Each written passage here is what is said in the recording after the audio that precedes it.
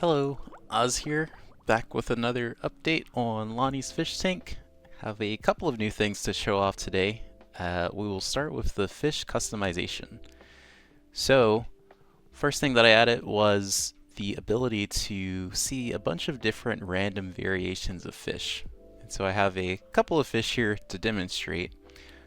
Essentially, the areas of influence that I added so far are variations in the body, the fins, the eyes, the tail, and also the hat. So, for example, we can cycle through each of the different body variations here. So right now I have it set to box body for nigiri, or sushi fish.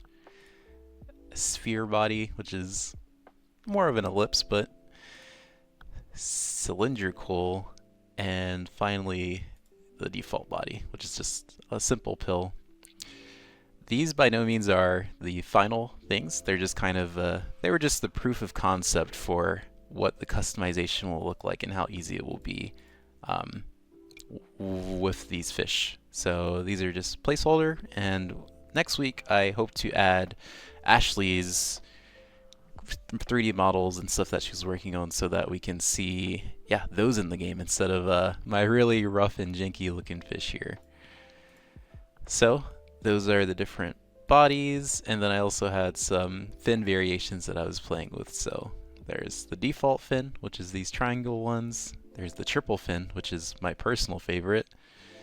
There's the double circle fin. There's the single circle, square fins, and oh, double fins. These I don't really see that much in the models that I created for the game, so very interesting. Yeah, so again, these are just kind of placeholder, and they're not meant to be here for the long run. They're just kind of here for the short term so we can demonstrate this stuff. And so I can just cycle through all the different fish that I created here and see just how wild the variations can get. One thing you'll also notice is that I put in some random fish names just for this prototyping stage, so I don't have to go in and name the fish Charles the 6th, Charles the 7th. So creative when it comes to names, but instead I just have this list of popular fish names that I got from online. So yeah, that's gonna be that for the fish. One thing that I did add was scales. Now, it's not really showing up on the body here because I haven't added that to this menu. This menu won't even exist in the final game because players are going to more so get these fish randomly, but these scale patterns, I had maybe 3 different scale patterns pop up, or at least that I have in the game. And so maybe we'll be able to see them when we acquire a new fish from the Gachapon. But for now, you can kind of see a little bit of the variations here. Again, just very placeholder. Scales aren't going to be on the fish eyes. Scales aren't going to be different on like the tails and stuff. They're probably going to be a little more consistent than this. Well, this is just really to test the power of the customization for this game.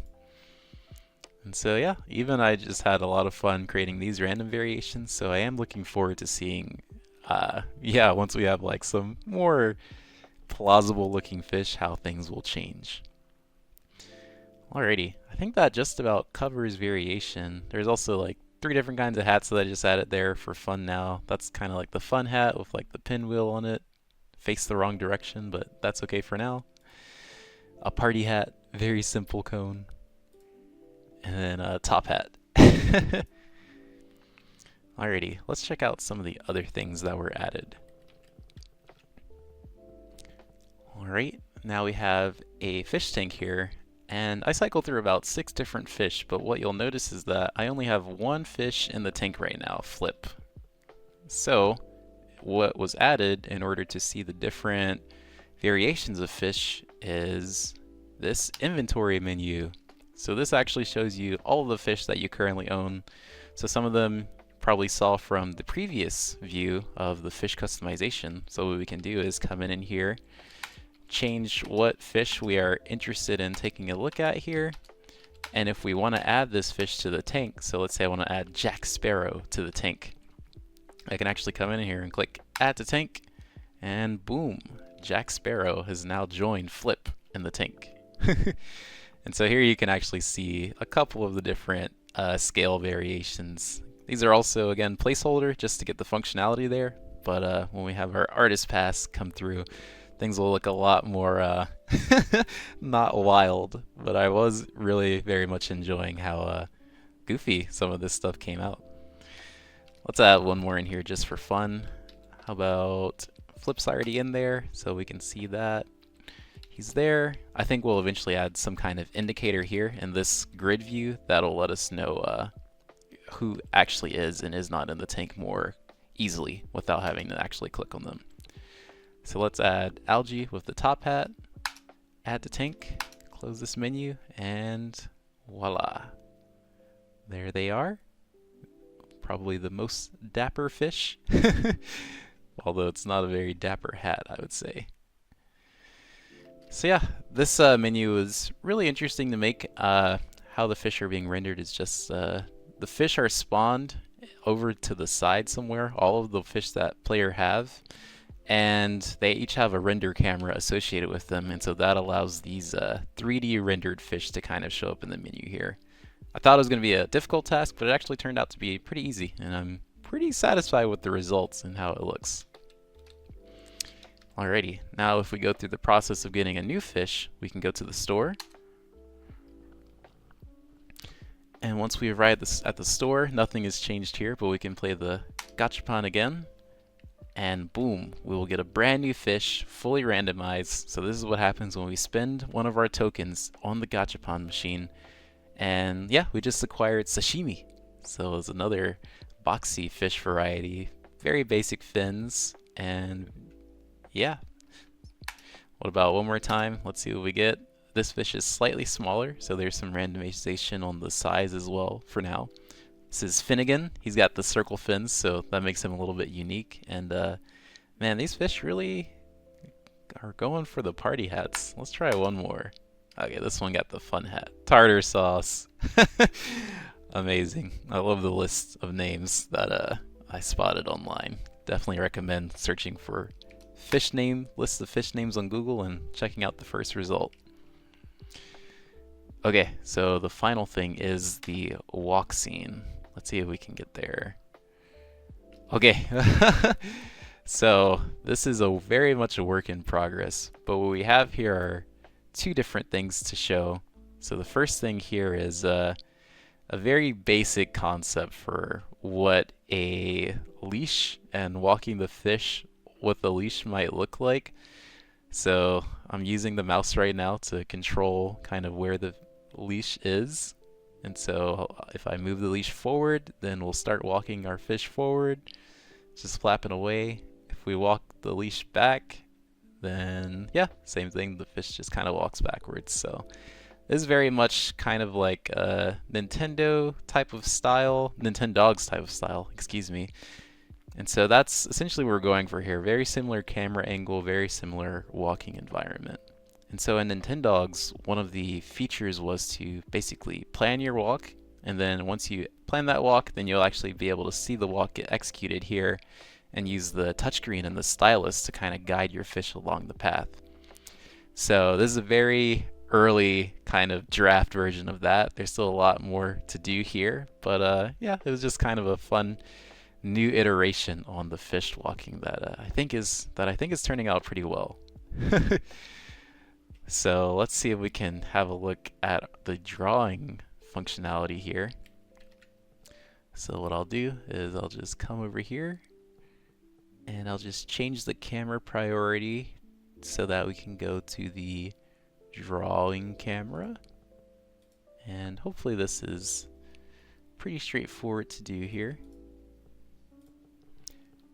So we're just going to go to our mini map overhead camera, set this priority to 3, and then boom, there we go. Alrighty, so now we have our route planning area. So in this, we can just kind of come here and actually draw the path that we want to take through, through the environment that we're given. And so what I've done here is essentially tried to make a very simple drawing mechanic. So we have in Nintendogs, what they had was how much energy you have for the walk, either you, your dog, or both of you. And you basically have to be able to plan out your path and hit all the points of interest while managing just enough energy to kind of get home.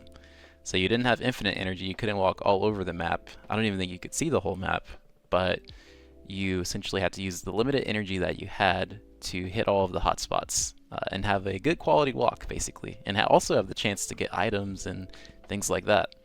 So we plan to add something like that to this game as well. So what you can do here is just go ahead and click on a spot. I think I clicked on, oh no, I clicked on one of these spots, but oh, I'm still in erase mode, that's why. Okay, there we go. And we can actually go in and draw our own custom path. So very placeholder right now, but I think a lot of the legwork is here for getting our more complex paths planned out and stuff like that when we actually have more interesting maps that we're dealing with. But yeah, I think we have a good foundation here for now. And that's pretty much it for this one. Just a lot of cool things in development. Just wanted to tackle a bunch of different things, see what I could get through and get set up, and yeah, I think we're ready to continue polishing a lot of these features and seeing where we can go from here.